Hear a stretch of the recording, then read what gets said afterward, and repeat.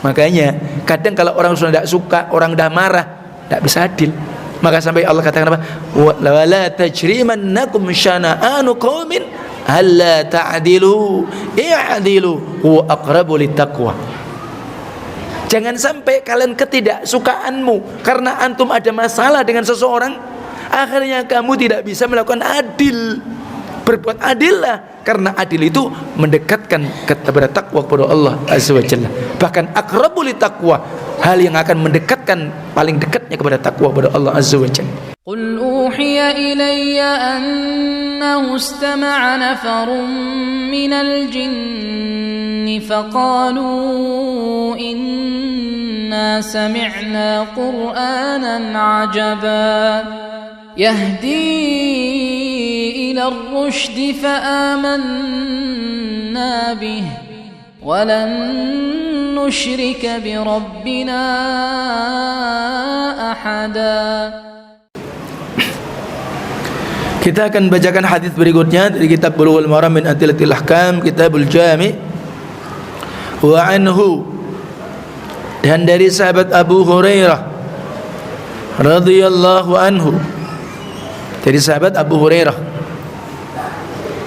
anna rajulan, maka Abu Hurairah belum mengkisahkan sesungguhnya ada seorang laki-laki. Qala, dia berkata kepada Rasulullah, intinya dia ingin meminta wasiat, meminta nasihat, sebagaimana lanjut kalimat, ya Rasulullah, wahai Rasulullah,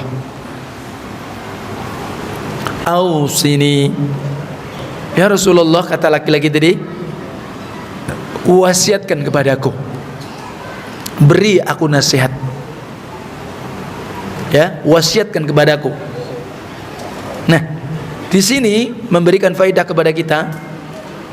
Ternyata ada sahabat yang senantiasa dia ingin minta wasiat kepada Nabi, karena memang itu hakikatnya agama, bahwa prinsip agama adalah nasihat.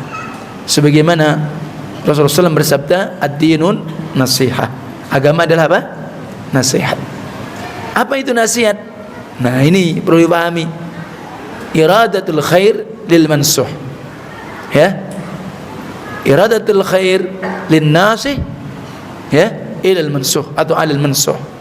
Nasihat dari orang memberi nasihat untuk menginginkan kebaikan kepada orang yang dinasihati.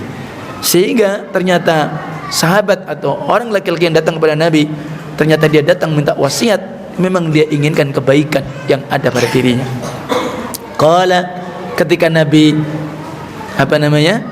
dimintai wasiat, Nabi menjawab apa?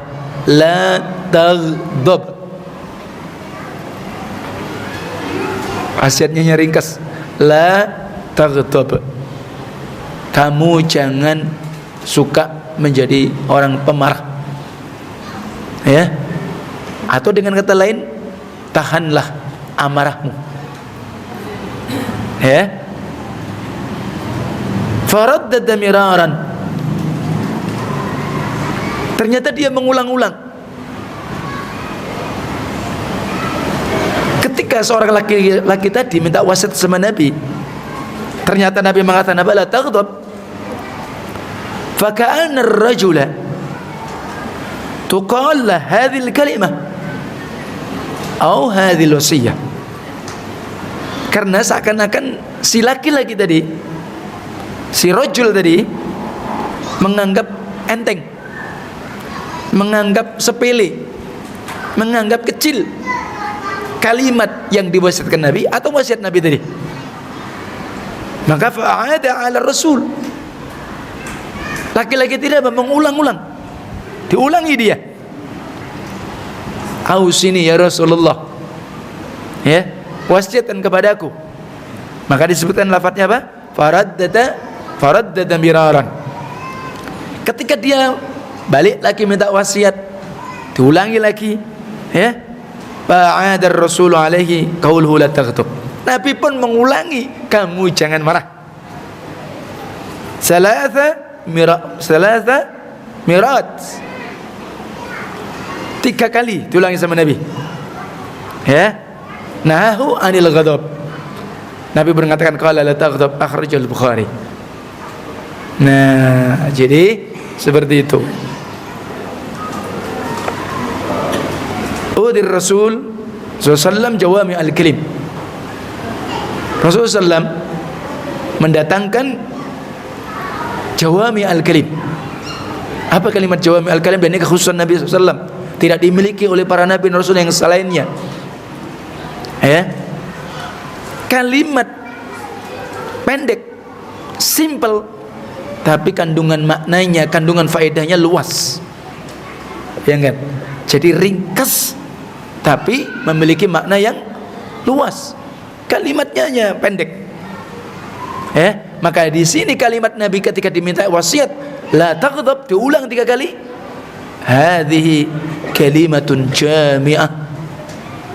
Ini kalimat yang mengumpulkan makna-makna kehidupan.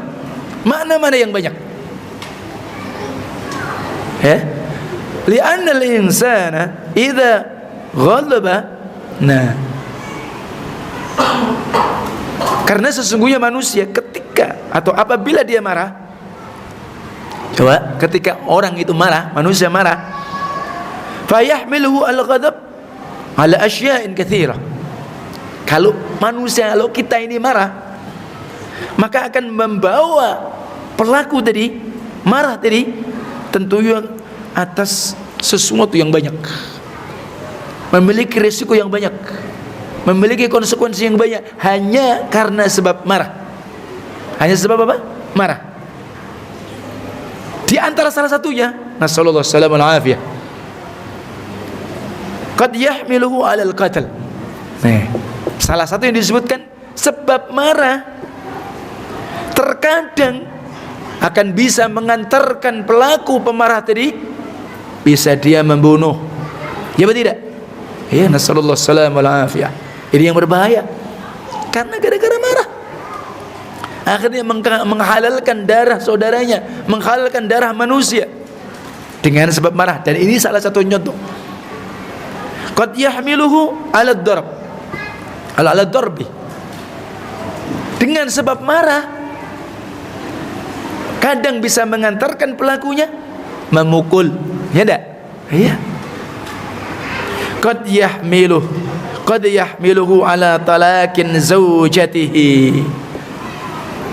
Sebab marah, sebab emosi, ya, yang tidak terkontrol, yang dia tidak muhasabah kembali, mengingat kembali, bisa sampai menjadikan dia menceraikan istrinya gara-gara marah. Bahkan qad yahmiluhu ala sabbi wasyatami wal kalamil badhi. Terkadang dengan sebab marah akan mengantarkan pelakunya, dia akan mencela, dia akan menghina, dia akan mengucapkan kalimat-kalimat yang hina. Marah. Nah, coba kita lihat baru 4. Tapi ini sudah bahaya nih, memiliki konsekuensi yang berat.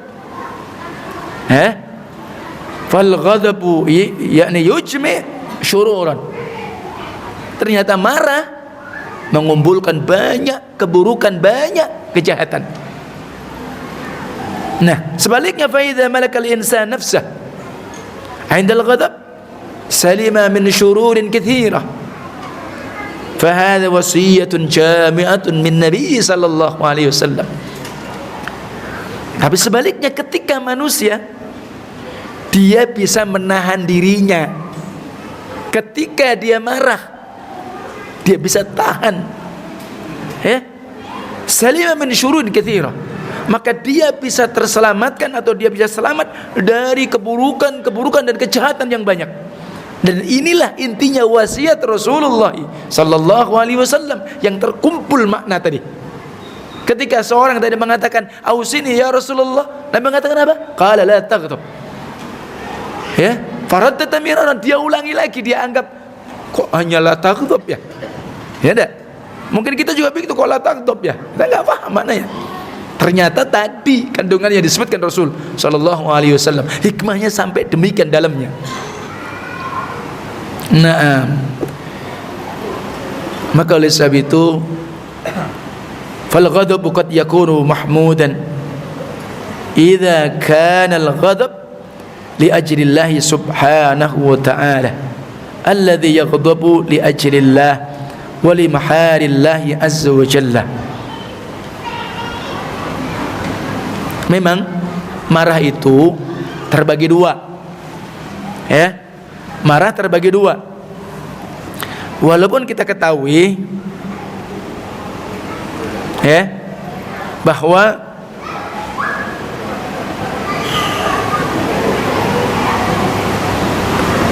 marah itu sumber keburukan, karena juga banyak dalil-dalil yang menguatkannya dan memerintahkan kita untuk menjauhinya. Salah satunya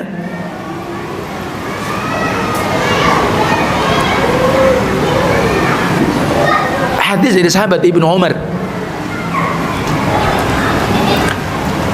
Ibnu Umar ini, maka dia berkatakan, sa'ala Rasulullah, dia bertanya sama Rasulullah, madza yuba'iduni min ghadabillahi azza wa jalla. Ibnu Umar tanya kepada Rasul, ini sebagai penguat ya dari apa yang kita bahas. Ya Rasulullah, apa yang dapat menjauhkanku dari murka Allah? Tentunya kalau seorang yang memahami makna takwa, takwa itu apa? Orang yang dia takut menjaga dirinya dari murka Allah. Maka sahabat ini seperti itu, ya. Apa yang dapat menjauhkanku dari murka Allah? Beliau menjawab, ya la taghdab, jangan kau jadi orang pemarah. Ya, sahabat pun juga pernah ada di antara sahabat yang lain. Dulu aku pernah merenung, ternyata kemarahan itu sumber dari kejahatan. Ya, jadi seperti itu. Dan bahkan ada seorang laki-laki menemui Nabi SAW, sebagaimana hadis yang kita bahas tadi. Nabi berkatakan, bahkan dia menjawab, alimni, ajarkan kepadaku syai'an wala tukthiru aliyah, ajarkan kepadamu ya Rasulullah, ya, tapi jangan terlalu banyak, jangan banyak-banyak kalau engkau mau mengajarkan kepadaku ilmu. Nabi hanya jawab apa? La taghdab, ya. Dan semua Rasul mengatakan la taghdab. Nah, maka di sini juga dipahamkan oleh Imam Ibnu Rajab, jadi beliau menyatakan kandungan makna Nabi mengatakan la taghdab bisa juga perintah untuk melakukan hal-hal yang melahirkan akhlak yang baik, ya kan? Begitu, seperti pemaaf, rasa malu. Orang itu punya sifat ta'anni, hati-hati, tidak gegabah. Kemudian apa? Menahan diri, ya. Jadi jangan sampai dia menyakiti, mungkin dengan ucapannya dan yang lainnya, menahan marah, berwajah ceria dan yang lainnya. Kenapa? Ya, jika orang berakhlak yang terpuji, akhlak yang baik, ya, dan itu menjadi kebiasaan dia, maka tentu akan mencegah dirinya dari marah. Kalau di setiap kehidupan dia, setiap hari dia terbiasa dengan apa? Akhlak karimah, maka yang tadinya mungkin dia mau marah tidak jadi marah, dan itu bisa. Nah, dan itu kita semua melakukan itu dulu. Bagaimana kita? Maka oleh sebab itu makna Nabi mengatakan la taghdab itu punya makna arti begitu, kata Imam Ibnu Rajab. Biasakan antum dengan akhlak yang mulia, pemaaf, malu, hati-hati, jangan suka menyakiti dan semuanya. Ya. Nah, jadi dan demikian pula makna Nabi mengatakan la taghdab, jangan engkau melampiaskan jika terlanjur marah. Yang namanya orang kadang juga marah nggak bisa direm, tapi jangan dilanjutkan, jangan dilampiaskan. Andalah engkau memerangi nafsumu, jangan sampai meluapkan, ya, bertindaklah sesuai dengan perintah. Ya, jika amarah telah menguasai seorang, amarah yang akan memerintahkan dan melarang dirinya. Maka oleh sebab itu, ketika di dalam perkara hukum, makanya kadang kalau orang sudah tidak suka, orang sudah marah, tidak bisa adil. Maka sampai Allah katakan apa? Wala tajrimannakum syana'anu qaumin alla ta'dilu i'dilu huwa aqrabu littaqwa. Jangan sampai kalian ketidaksukaanmu karena antum ada masalah dengan seseorang, akhirnya kamu tidak bisa melakukan adil. Berbuat adillah, karena adil itu mendekatkan kepada takwa kepada Allah Azza wa Jalla. Bahkan aqrabu littaqwa, hal yang akan mendekatkan paling dekatnya kepada takwa kepada Allah Azza wa Jalla. Nah ini, maka itu yang dimaksudkan tadi. Terus kemudian memang tadi bahwa marah itu ada dua ya. Ada marah yang terpuji. Apabila marah itu li ajlillah, karena Allah. Semisal ya ketika di dalam orang-orang dalam mas'ul kita, tanggung jawab kita, rumah tangga kita, atau mungkin apapun, kita mungkin menjadi ta'mir atau apa, ketika ada pelanggaran syariat, ketika di situ mungkin tidak sesuai dengan aturan syariat, ya kita nggak boleh diam aja. Sama, kita jadi orang tua, kita jadi pemimpin. Ketika anak kita tidak sholat, ketika anak kita mungkin tidak ngaji, ketika istri kita mungkin molor waktu sholatnya, ya jangan diem. Ketika kemudian istri kita buka aurat, artinya tidak menutup aurat, ya. Ketika mungkin keluar dia tidak pakai jawrab misalkan, membuka auratnya, ya kita harus marah. Itu marah yang terpuji, pas li ajlillah. Ya, nah, tentu ingat marahnya hadis yang sebelum mengingatkan kita, ya, jangan sampai melampaui batas. Yaghdabu li ghadabillah wa yarda li ridallah. Maka dia marah karena marahnya Allah, dia pun ridho karena ridhonya Allah. Ya, dia marah karena memang kalau dia biarkan Allah juga marah. Maka dia pun ridho, dia senang dengan hal yang Allah juga ridho. Hadza ghadabun mahmud. Maka ini adalah marah yang terpuji. Terkadang yang kedua, waqad yakunu madhmuman. Kadang marah itu tercela, yang sebagaimana disebutkan, karena marahnya semata-mata li ajli dunya, karena dunia, atau karena pribadinya, ya, atau yang selainnya, ya. Fal ghadabu, dan betul fal ghadabu gharizah ja'alallahu fil insan. Kadang-kadang memang marah itu sebuah tabiat yang Allah jadikan ada pada manusia, ya. Fa kaifa yaqulu Rasul la taghdab. Bagaimana Rasul mengatakan la taghdab sementara kita tahu bahwa itu adalah tabiat? Maka jawabannya ada dua sisi. La taghdab maknanya jauhkanlah oleh kalian sebab-sebab yang akan mengantarkan marah. Berarti bagaimana salah satunya? Itu yang pertama. Kalian jauhi, jangan bermudah-mudahan jidal. Kalian jauhi, jangan gampang-gampang kalian berdebat. Itu salah satunya. Itu salah satu yang harus dihindari. Lebih-lebih kalau debat, jidal lewat WA. Makanya saya sendiri kalau ditanya ada apa, saya tidak pernah jawab. Mungkin saya datangi atau mungkin babri. Kenapa? Kadang-kadang yang namanya bahasa itu bisa nanti apa? Bersayap. Tafsirnya beda. Nah, ini yang bermasalah. Makanya oleh sebab itu ini hal-hal yang Nabi mengatakan, walaupun memang apa tadi? Marah itu kadang tabiat, tapi ingat maksudnya Nabi apa? Kalian itu jauhi sebab-sebab yang mengantarkan marah dan emosi. Salah satunya tadi. Yang kedua, la taghdab. Ya, maknanya apa? Walaupun itu adalah tabiat, apabila kalian marah, ya kalian jangan lampiaskan, bahkan kalian tahan. Ya. Jangan kalian lampiaskan darimu marah tadi, akhirnya kalian apa? ya memukul, menyakiti, menyiksa, ya, fa'alika an tamna'a nafsak minal intiqam, maka cegah, tahan dirimu dari menyakiti dan yang lainnya. Maka oleh sebab itu, walakin asyadid alladhi yamliku nafsahu indal ghadab, orang yang kuat bukan orang yang kuat bergulat, bukan orang yang kuat melampiaskan kemarahannya, tetapi dia sanggup menahan dirinya ketika dia itu emosi dan marah. Wallahu jalla wa ala yaqul, dan Allah pun berfirman, wa idza ma ghadibuhum yaghfirun, dan apabila apa yang kemudian mereka itu telah marah, maka mereka pun meminta maaf, meminta ampun. Inilah sifat mukminin muhsinin, annahum idza ghadibu yaghfirun, ketika mereka itu marah maka mereka minta ampun kepada Allah azza wa jalla.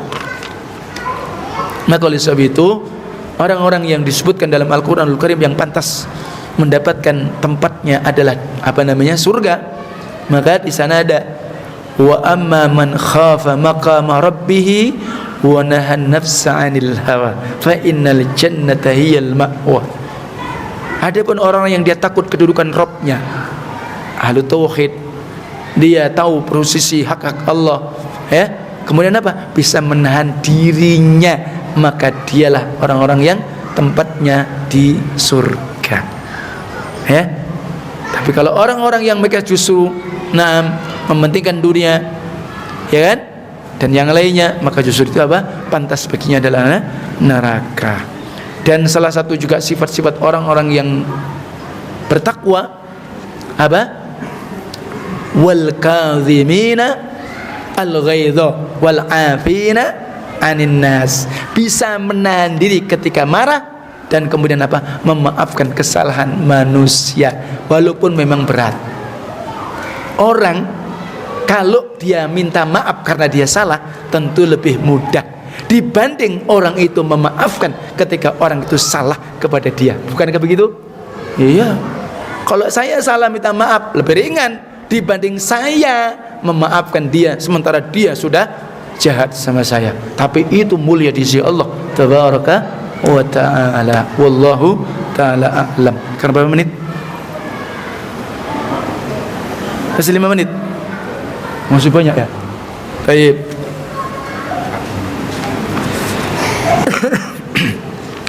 Tidak ada pertanyaan?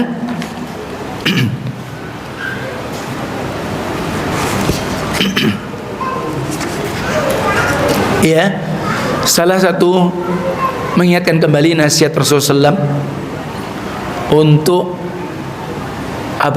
mengusir marah. Yang pertama, membaca ta'awudz. A'udzubillahi minasyaitonir rajim. Pernah ada 2 orang laki-laki sahabat lagi saling mencela sampai urat lehernya kencang-kencang. Ingat ya? Maka Rasulullah SAW pun mengatakan, jadi aku mengetahui andai kata kalian mengucapkannya insyaallah akan rasakan akan hilang. Itulah membaca ta'awudz. Berlindunglah kepada Allah, a'udzubillahi minasyaitonir rajim, karena hakikat marah itu minasyaiton. Yang kedua, merubah posisi. Rubah posisi. Tadinya mungkin berdiri, duduk. Palingkan. Itu salah satunya. Dan yang ketiga, dengan mengambil air wudu. Mengambil air wudu. Ini diantara apa yang disabdakan Rasulullah SAW dan apa yang dinasihatkan kepada kita, sehingga itu dan di dalam rumah tangga maka hendaklah punya kesepakatan. Bukan berarti nggak ada yang marah. Kadang istri juga bisa marah, suami juga kadang marah. Tapi ingat, kalau lagi marah maka harus ada yang jadi air, jangan semua jadi api terbakar nanti. Ini penting salah satunya. Dan kalau lagi marah-marahan harus punya konsekuensi, jangan di depan anak. Nih, ini penting. Ini nasihat karena itu punya konsekuensi tentang pendidikan. Ingat, wallahu alam, semoga bermanfaat. Subhanakallahumma wa bihamdika asyhadu an la ilaha illa anta astaghfiruka wa atubu ilaik. Assalamualaikum warahmatullahi wabarakatuh.